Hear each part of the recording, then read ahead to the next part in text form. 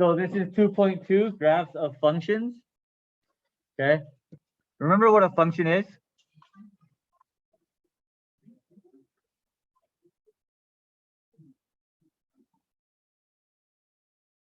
A function is every single x value, every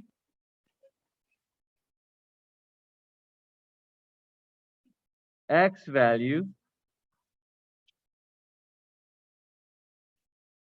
has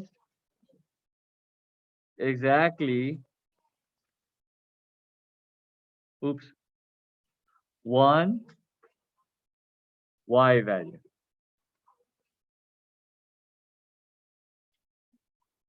Okay. So if every single x value has one y value, right? Let's think about that. If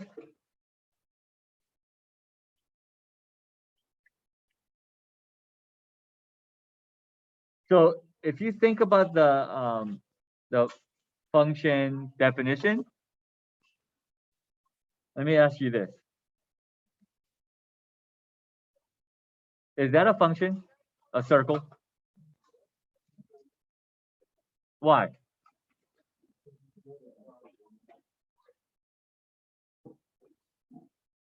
Let's just take this x value here at -5, right? There's two y values, right? There's one y value up here, and there's one y value down here, correct? Yeah? So that's why it's not a function, okay? Is this a function? Oh, this guy. Just this guy here, not the circle. Is this a function? No? Why?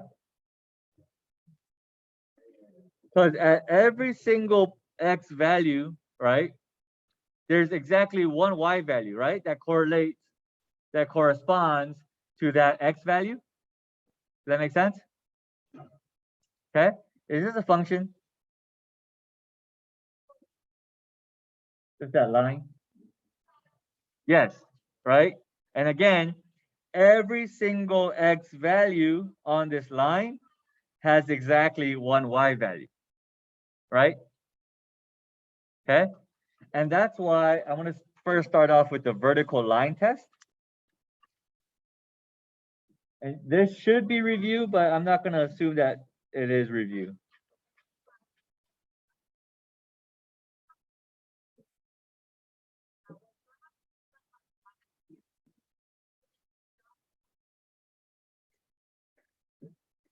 The vertical line test of a graph, right? If you're given a graph, all you're going to do is you're going to first get your pen. I'm going to make this so simple for you. Get your pen. Okay. Step one, get your pen. Yeah, this is my pen. Pencil, get your whatever. Yeah. Number two, should I just put writing utensil? Number two,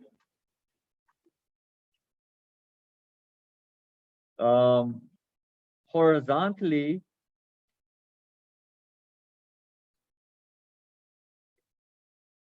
run through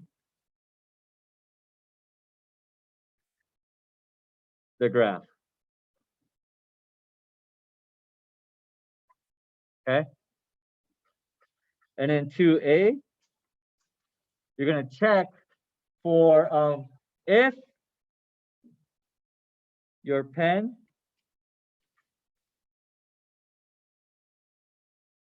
hits the graph more than once,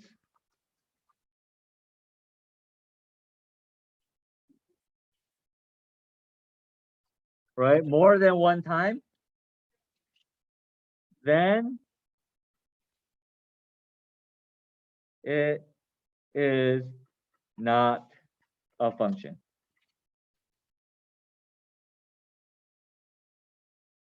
Okay. And then 2b, if your pen hits or intersects the graph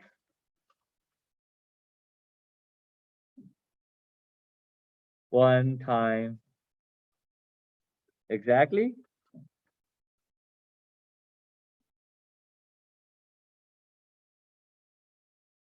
then it is a function.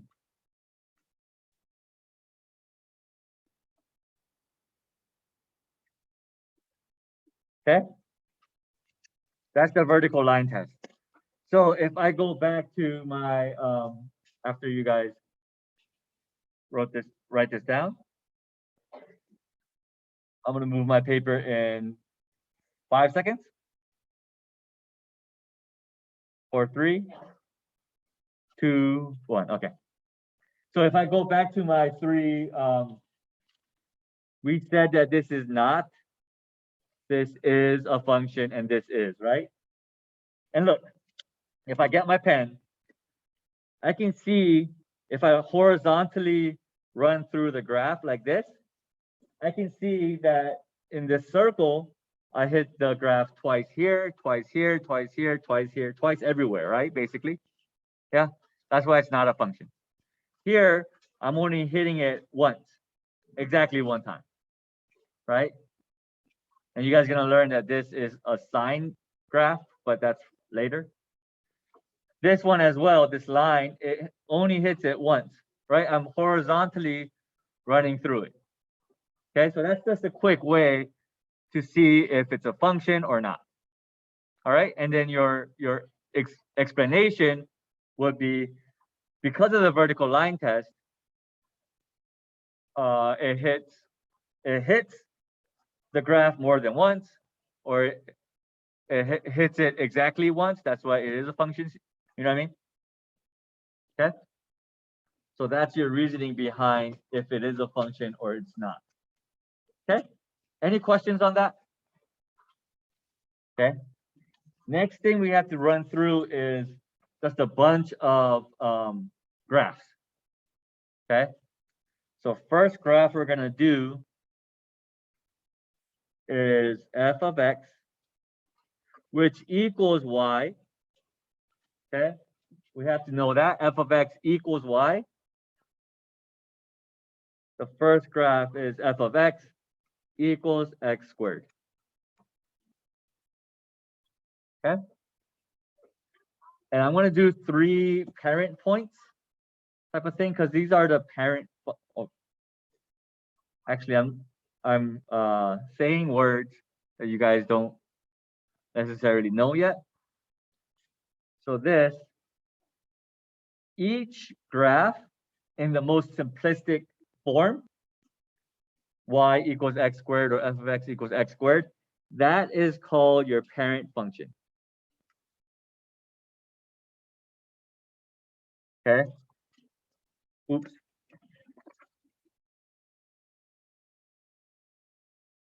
Parent function.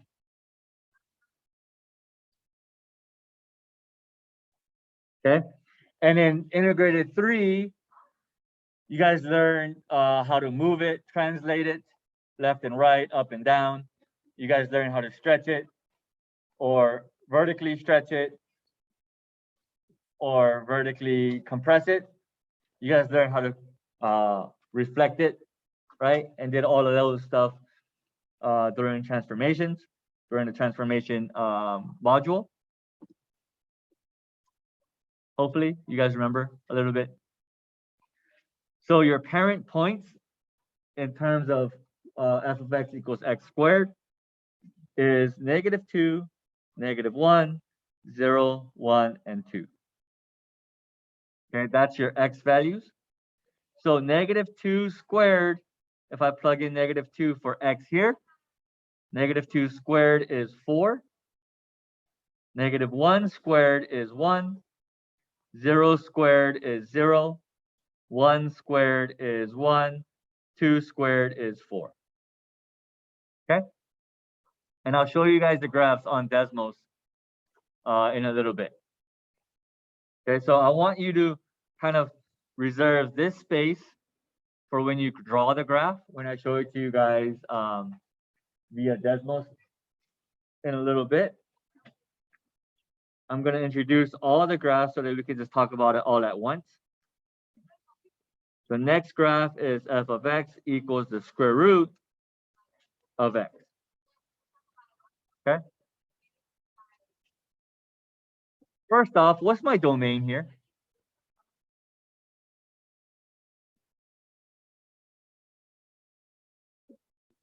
No.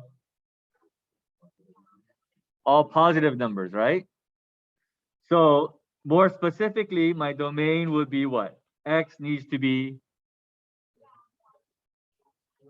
greater than or equal to 0. All I heard was greater than 0. Yeah.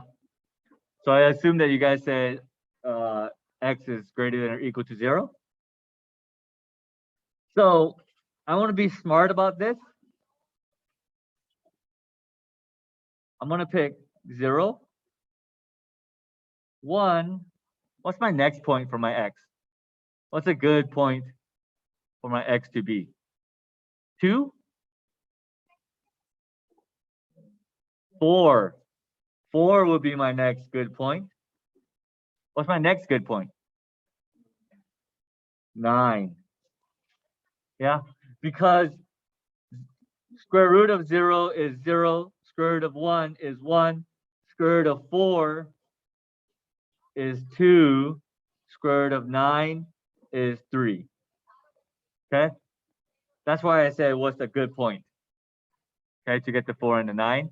I wouldn't pick square root of 2 because square root of 2 is like 1.7, I think, something. I don't even know what the decimal point is. It's between 1 and 2 though. Yeah. So since you come up with a decimal, right, I wouldn't pick it here. I would just pick 4 and 9. Okay. And then my last one that I'm going to show you is f of x equals x cubed. Okay.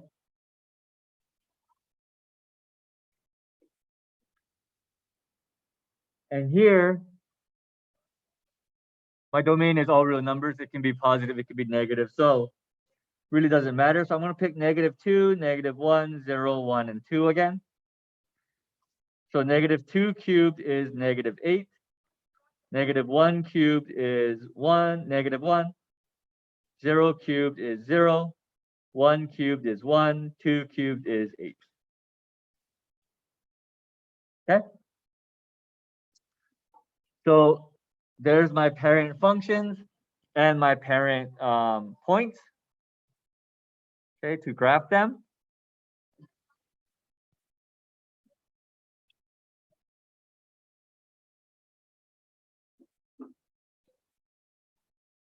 And now I'm going to share out my screen.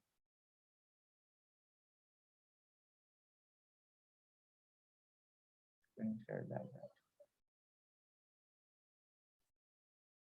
Oh, me.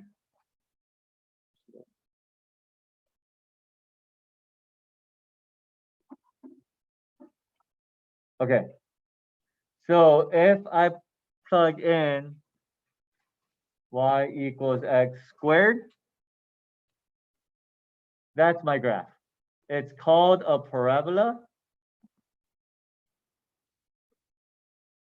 Yeah. And if you literally plug in all of these points at 0, 0, 1, let me grab my mouse.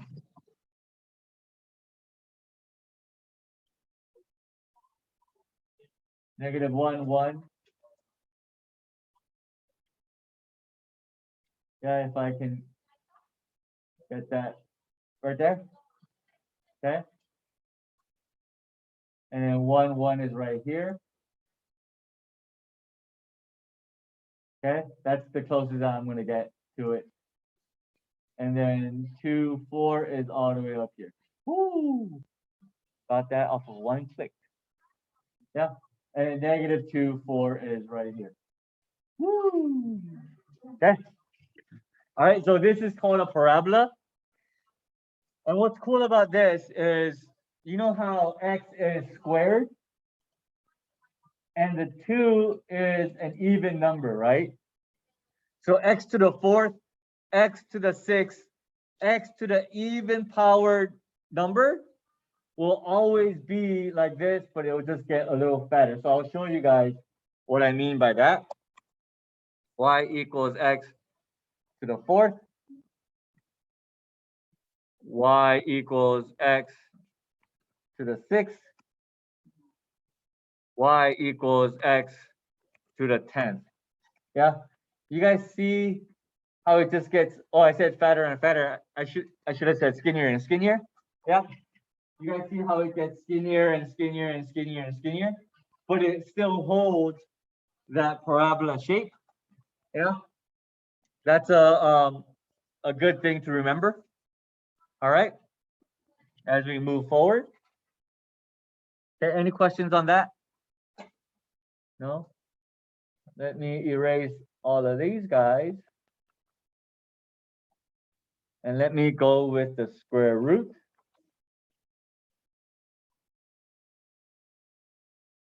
of x. Okay. So let me change the color on that because black on black. You guys can't really see that, but I'll just, okay. So you guys see that this is the graph. It's half a parabola. Okay. So we have 0, 0 right here. Yeah. 0, 0. We have 1, 1 right there. Yeah. 1, 1. And then we have 4, 2 right there. Oh. Yeah. There it is. Okay. 4, 2. And then we have 9, comma 3. Right there. Okay. And my next point on this graph would be what? Next clean point.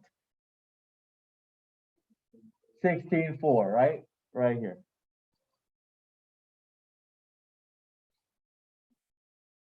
Okay.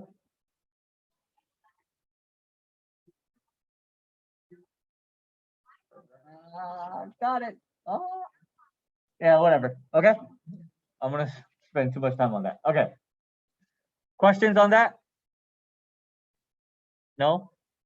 Now let's go with the odd functions of x cubed.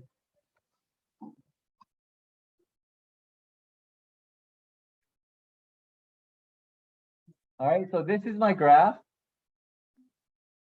Yeah, it looks, let me back up.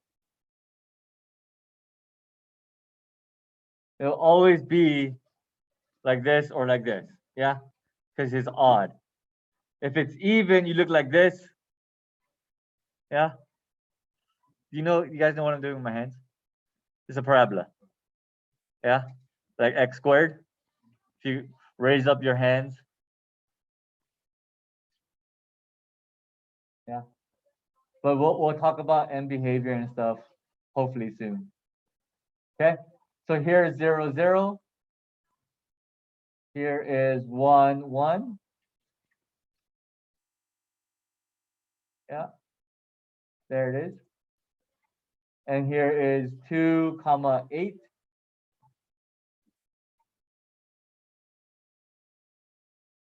Yeah. And then vice versa, everything should be down here. Okay. So all you're going to do is just plot the points that I gave you, that we got. And then you'll see those shapes. Okay. Ooh, one more thing before I stop my share. Okay, so this is x cubed again. So every odd powered, yeah, will always have the same shape. Let's go 21. Okay. Oh no, that's not it. To the 21st. Oh no, let's not do that. Okay. It will always have the same shape, x to the 7th, x to the 5th, x to the 11th, but it will just be a little bit straighter or skinnier. Okay, just like x squared, x to the 4th, x to the 6th. The same relationship happens with the odd numbers. Okay. All right. We're good with that? Questions on that? No? Okay. And the next part, I'm going to show you like this. We have to graph piecewise functions as well. Okay, do you guys know what, we went over what piecewise is, right? Yeah, on 2.1. Piecewise, remember, it's literally you're gonna graph pieces of the function, right? There's like multiple pieces to this function. And it's gonna be cut up in a way that, or it's gonna be cut up using my x values. Okay, so my x values determines where it's cut. Okay, and my y value determines how it's cut. Okay, what my function is. Okay, so I'll give you guys some time to write that out, and then we'll do that as a class.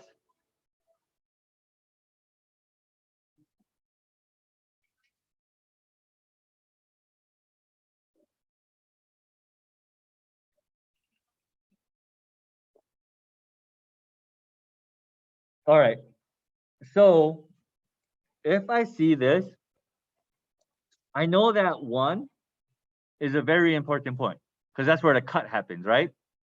So I'm going to graph 1. Okay. So at 1, if I plug in 1 into x squared, I get 1, right? And is that point an open circle or a closed circle?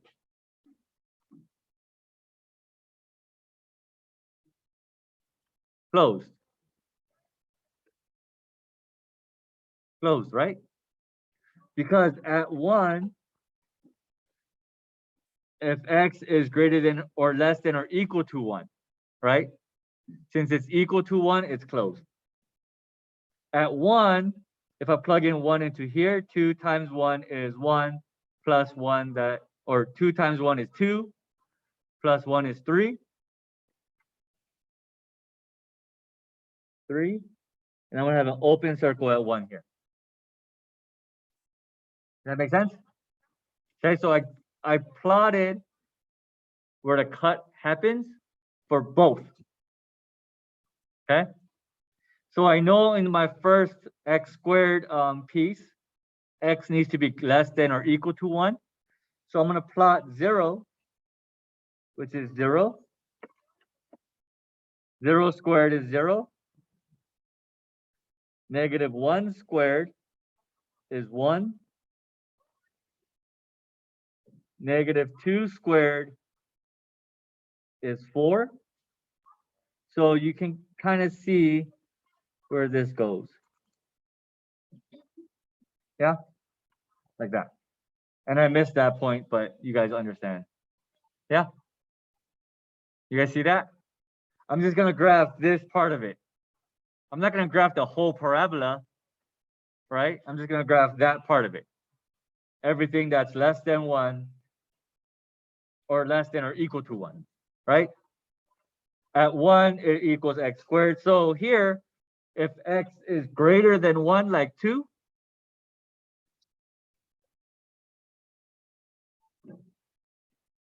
two times 2 is 4, 4 times 1 is 5, 4 plus 1 is 5. So I have that, right? And let's do one more point, 3. 3 times 2 is 6, 6 plus 1 is 7. So that's 7. So you know it's a line. And I'm going to do my best to connect this line here. And I know it's going to go on forever, right? And I didn't do it on graph paper, so my points are a little off. That's why the line is a little off, but it's a line for sure. Okay? So it just goes on forever. That's how you graph piecewise functions. Okay? You look at the key point, 1, graph it for both, and then you follow the inequality to graph the rest. Okay? Questions on that? No? There's 2 more graphs we got to cover, and then we'll be done. Okay? Let me leave this up here for a little bit. We're good? We're good with that? And now graphing absolute value functions. Okay? Your absolute value function is f of x equals absolute value of x.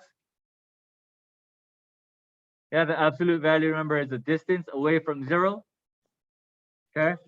So the definition of absolute value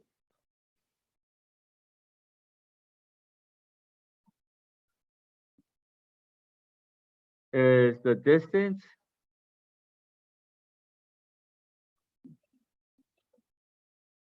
away from 0. Okay? The distance away from 0. Okay. So I'm gonna, since there is no restrictions on my absolute value, I'm just gonna use the -2, -1, 0, 1, and 2. Okay. Absolute value of -2 is 2.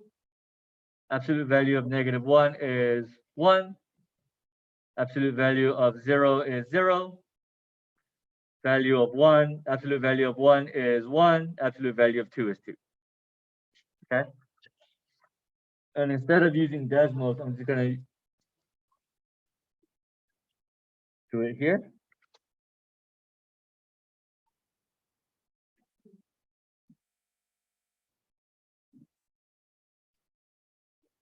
Okay.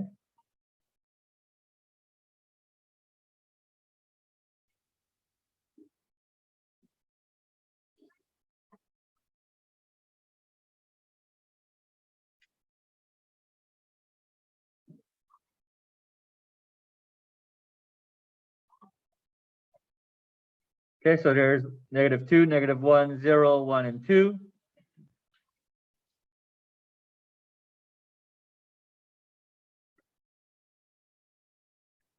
The absolute value of -2 is 2.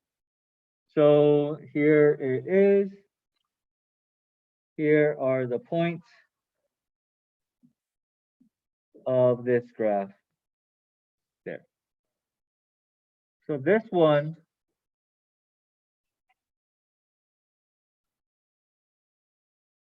it looks like a V. Okay. All right.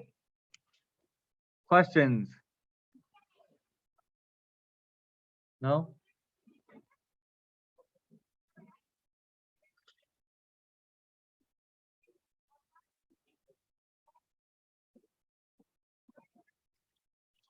All right.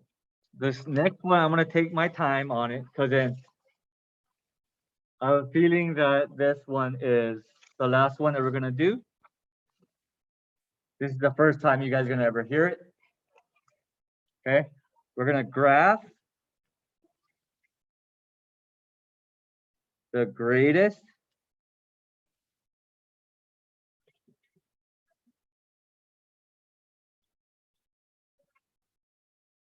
integer.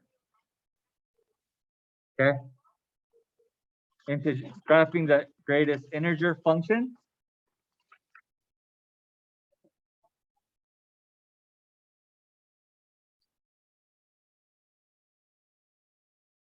So in order for us to do that, f of x, the parent function, would be,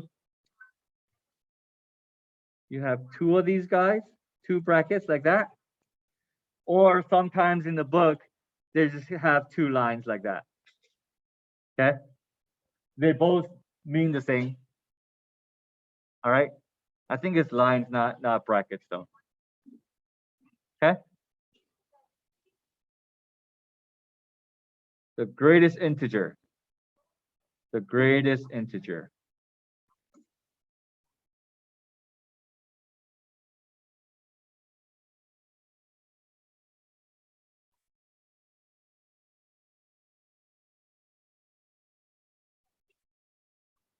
Okay. What is the greatest integer of 1.3? What's the biggest integer that's not greater than 1.3? 1. Yeah? You guys see that? What's the greatest integer? I should have put it like this.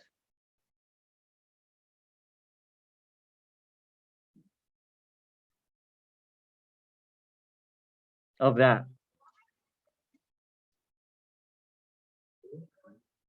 It's negative 2.1. Not exceeding it.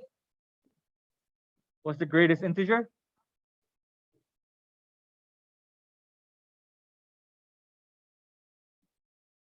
Huh? Negative 2 or negative 3? It's negative. What's the greatest integer not exceeding that number? Negative 3. Yeah? You guys understand that? Let's do another positive number first. Okay, and then we'll come back to this. Okay, we'll come back to that one. Let's do f of 2.1, positive 2.1. Okay, what's the greatest integer not exceeding 2.1? 2, right? You guys understand that, right? That's the biggest integer that I could get, but not surpassing it.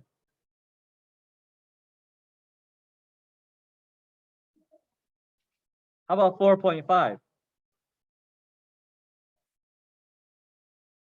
Huh? 4? Okay. So now coming back to the negative 2.1, not exceeding it, you guys kind of think of a number line. Yeah. 2.1. Let's talk about the negative number line. Like you got 0, 1, or negative 1 and negative 2, right? Negative 2.1, it's right here, right?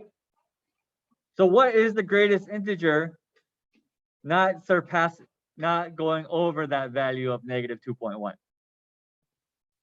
You got to go back to negative 3. Okay? All right? That's why, how about that point here at negative 0.5? It will be negative 1. Okay? Does that make sense? So this greatest integer graph is pretty simple.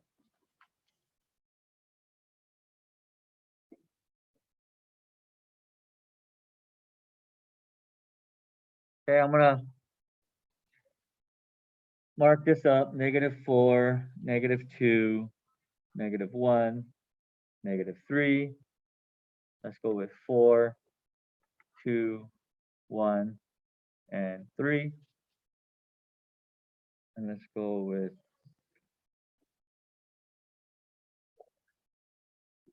4, 2, 3, and 1. Okay. So, oh, and I need the negatives. -4, -2, -1, and -3. Okay. So the greatest integer from between -3 and -4 is -4.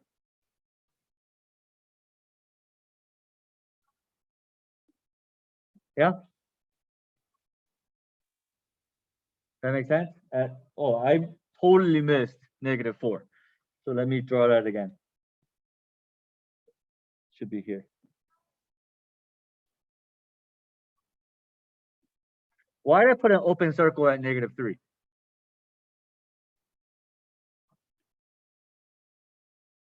Why did I put an open circle at -3? At x equals -3. What is the greatest integer of -3?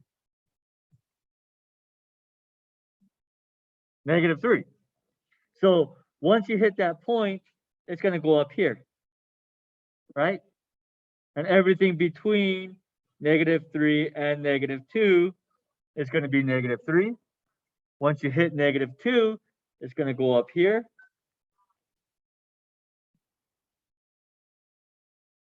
Once you hit -1, it's going to go up here all the way to 0.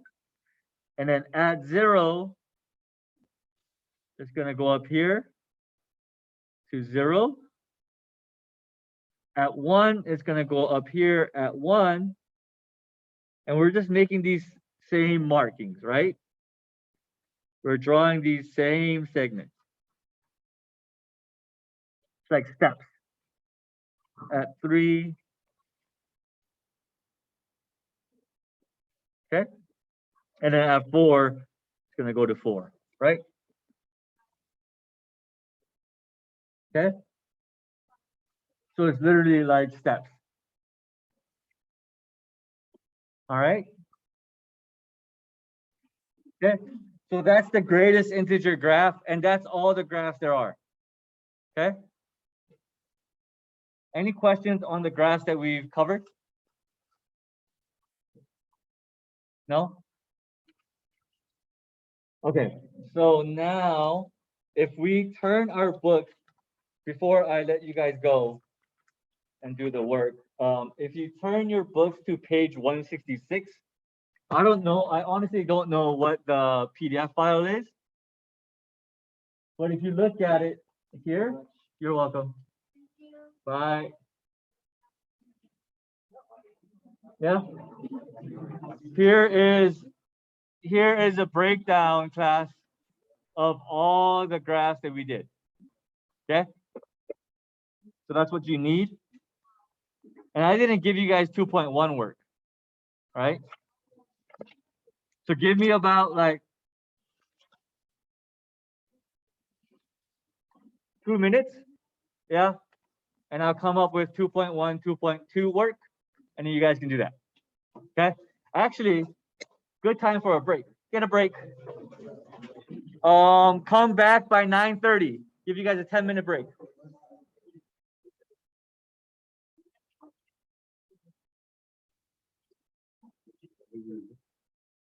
You gave me a 4 out of 10 on those work problems. Can you put your mask on? You gave me 4 out of 10 on those work problems, and that dropped my grade to a 101%. I'm not like pretty happy about that. Is it like Because you turned it in late? It was late? Yeah. Oh, that's why? Yeah. I don't get half credit? No. I get like 4 out of 10. That sucks. All right. We want to go see the Speedway, is that okay? Why? Say hi. Say hi to the favorite. Well, secretary, he did it. Oh, I was gonna swear right now. We still do Of course. You must be. If she's not teaching, Okay. don't bother her though.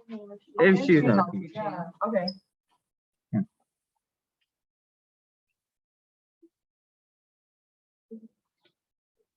Conclusion, no? You're not gonna go out? Oh.